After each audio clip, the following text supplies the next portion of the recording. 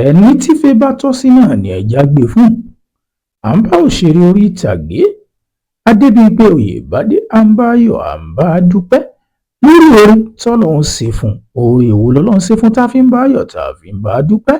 Gbogbo ẹ̀ láyìn nànà nínú fídíò. Tó bá jẹ́ ìgbà àkọ́kọ́ tẹ̀yin wo fídíò náà, jọ̀ọ́ ikú aya, ikú ọmọ, ikú ọkọ, ìkọ̀kọ̀ ń bẹ kò ní wọlé tọ̀ wá, kò ní wọlé tẹbí wa, kò ní wọlé tó fámìlì wa. Ẹ jọ̀wọ́ ẹ bá tẹ subscribe button yín sórí YouTube channel yìí kẹ́ lè bá máa rí bá ṣe máa ń fún yín jẹ lónìròyìn lọ́lọ́kan ọ̀jọ̀kan yín ò ní àwọn celebrity wa tó jẹ́ Yorùbá level náà ni.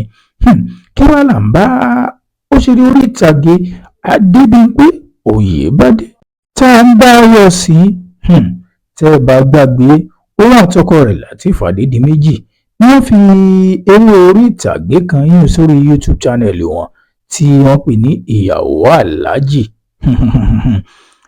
Ìyàwó Aláàjì yìí ní tí ò ṣẹlẹ̀ rí nínú Nollywood. Ó ṣẹlẹ̀ kí eré àgbéléwò kò mú 5 million view èyàn lórí YouTube channel. Achievement ńlá lélẹ́yìí, torí náà ó yẹ ká bá wọn dúpẹ́, ká bá wọn yọ̀. Ó yẹ lọ sí comment section bá wọn dúpẹ́. Ẹ má gbàgbé láti subscribe. Ẹ jọ̀ọ́ ẹ bá subscribe.